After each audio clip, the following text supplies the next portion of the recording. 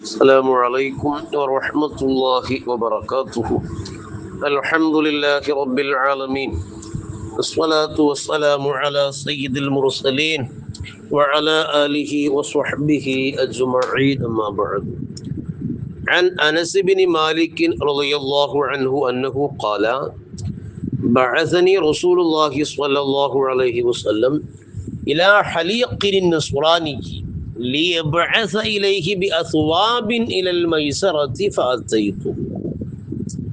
മഹാനായ അനസ് ബിൻ മാലിക് റളിയല്ലാഹു അൻഹു പറയുന്നു, നബി സ്വല്ലല്ലാഹു അലൈഹി വസല്ലം തങ്ങൾ എന്നെ അയച്ചു ഇലാ ഹലീഖിൻ, ഹലീഖ് എന്ന വ്യക്തിയിലേക്ക്, അന്നസ്റാനി, ക്രൈസ്തവനായ, അയാൾ ക്രിസ്ത്യാനിയാണ്. അപ്പോൾ ക്രൈസ്തവനായ ഹലീഖ് എന്ന് പറയുന്ന ആൾക്കരികിലേക്ക് നബി തങ്ങൾ എന്നെ പറഞ്ഞയച്ചു. എന്തിനു വേണ്ടിയാണ് തങ്ങൾ അയച്ചത്? ഈ ഹലീഖ് എന്ന് പറയുന്ന ക്രൈസ്തവൻ തങ്ങൾക്ക് കൊടുത്തയക്കാൻ വേണ്ടി ബി അസ്വാബിൻ, കുറച്ച് വസ്ത്രങ്ങൾ, ഇലൽ മൈസറത്തി, തങ്ങൾക്ക് സാമ്പത്തികമായ ഒരു തികവ് വരുന്നത് വരെ, കാശ് എന്തെങ്കിലൊക്കെ വരുന്ന വരെ ഒരു അവധി പറഞ്ഞ്, അപ്പോൾ കാശൊക്കെ തരപ്പെട്ട് കിട്ടുമ്പോൾ തിരിച്ച് കാശ് തരാം എന്ന രീതിയിൽ തങ്ങളൊരു ഇടപാട് ആ ക്രിസ്ത്യാനിയുടെ കയ്യിൽ നിന്ന് കുറച്ച് വസ്ത്രം അനസ് എന്നവരോട് മേടിച്ചു കൊണ്ടുവരാൻ പറഞ്ഞു. മൈസറത്ത്, ക്യാഷ് കൊടുക്കാൻ പാകമാകുമ്പോൾ ഒരവസരം വരുമ്പോൾ കൊടുക്കാമെന്ന് പറഞ്ഞു. ഫഅതൈതുഹു, അങ്ങനെ ഞാൻ ഈ ക്രൈസ്തവന്റെ അടുക്കൽ ചെന്നു.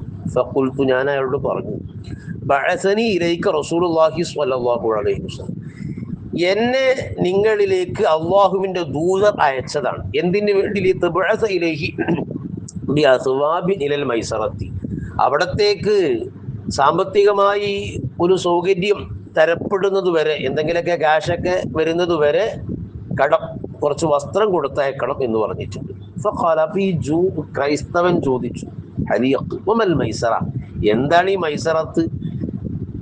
അതുപോലെ മത്തൽ മൈസറ, എപ്പോഴാണ് ഈ മൈസറത്ത്? മൈസറത്ത് എന്ന് പറഞ്ഞാൽ തന്നെ, അതായത് ഒരു എളുപ്പം ക്യാഷ് കൊടുക്കാനുള്ള ഒരു സൗകര്യം, ആ ഒരു അവസ്ഥ എത്തിപ്പെടുക. അപ്പൊ എന്താണത്, എപ്പോഴാണത്? അയാൾ ഒരു പരിഹാസ രൂപത്തിൽ എന്നിട്ട് പറഞ്ഞു, വല്ലാഹി, അല്ലാഹുവാണ് സത്യം, മാലി മുഹമ്മദിൻ, മുഹമ്മദിനില്ല സാഖിയത്തുൻ വലാ റാഖിയത്തുൻ, ഒരു സമ്പത്തുമില്ല. അമ്പ ഫഖീറല്ലേ മുഹമ്മദ്.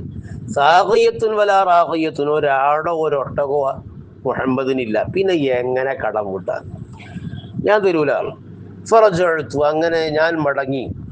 ഫഅതൈതു നബിയ സ്വല്ലല്ലാഹു അലൈഹി വസല്ലം, ഞാൻ അല്ലാഹുവിന്റെ ദൂതനടുക്കൽ ചെന്നു, തങ്ങളടുക്കൽ ചെന്നു.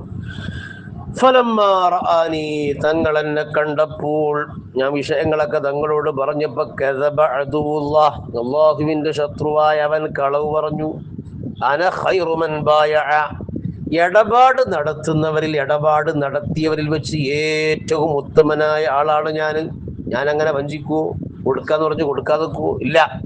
അപ്പോ ഇടപാട് നടത്തുന്ന, സാമ്പത്തിക ഇടപാട്, അങ്ങനെയുള്ള വ്യവഹാരങ്ങൾ നടത്തുന്നവരിൽ ഏറ്റവും ഉത്തമനാണ് ഞാൻ എന്നുള്ളത് താങ്കൾ പറഞ്ഞു. നിങ്ങളിൽ ഒരാൾ ധരിക്കലാകുന്നത് ധാരാളം കഷ്ണങ്ങൾ വെക്കപ്പെട്ടതായ വസ്ത്രങ്ങൾ. സൗബൻ, ഒരു വസ്ത്രം, മിൻ ദിഖാഇൻ ശത്താ, ധാരാളം ഈ കഷ്ണങ്ങളാലുള്ള, കഷ്ണങ്ങൾ തുന്നിപ്പിടിപ്പിക്കപ്പെട്ട വസ്ത്രം ധരിക്കുക. ഓട്ടയായ അവിടെ എന്തെങ്കിലുമൊക്കെ തുന്നിപ്പിടിപ്പിക്കുക. പഴയ കാലത്ത് അങ്ങനെയായിരുന്നല്ലോ. ഇതിപ്പോൾ വസ്ത്രം ഓട്ടയാകൊന്നും വേണ്ട, ഒരു കല്യാണത്തിനിട്ടത് അടുത്ത കല്യാണത്തിന് പലരും ഇടൂല, മൂലക്കെട്ട് ചെയ്യാം. മാറി മാറി, പ്രത്യേകിച്ച് സ്ത്രീകൾക്കൊക്കെ കുടുംബത്തിൽ എത്ര സൽക്കാരുണ്ടോ ആ സൽക്കാരങ്ങളൊക്കെ പുതിയ ഡ്രസ്സ് എടുക്കേണ്ടി വരും. ആദ്യം ഇട്ടത് ഇടൂലെന്ന് അറിയാം. അപ്പോ സ്വഹാബത്തിന്റെയും തങ്ങളൊക്കെ സ്വഭാവം എങ്ങനെയാണ്? അവിടെ ഓട്ട വീണാല് കഷ്ണം മറ്റൊരു ഭാഗത്ത് നിന്ന് എടുത്ത് തുന്നിപ്പിടിപ്പിച്ചു. അങ്ങനെ ഉമർ എന്നവരെ വസ്ത്രത്തിലൊക്കെ എത്രയോ കഷ്ണങ്ങൾ ഉണ്ടായിരുന്നു എന്ന് പറയുന്നുണ്ട്. അപ്പൊ തങ്ങൾ പറയാണ്, അങ്ങനെ പല കഷ്ണങ്ങൾ വെച്ച് പിടിപ്പിക്കപ്പെട്ട, തുന്നിച്ചേർക്കപ്പെട്ട വസ്ത്രം ധരിക്കലാകുന്നത് ഖൈറുൻ ലഹു, അവനിക്ക് ഖൈറാണ്. എന്തിനേക്കാൾ? മിൻ അയ്യഖുദ, അവൻ സ്വീകരിക്കുന്നതിനേക്കാൾ, ബി അമാനത്തിഹി, അവന്റെ അമാനത്ത് കൊണ്ട്, അതല്ലെങ്കിൽ അവന്റെ അമാനത്തിലായിട്ട്, മാലൈസ ഇൻദഹു, അവന്റെ അടുക്കൽ ഇല്ലാത്ത ഒന്നും.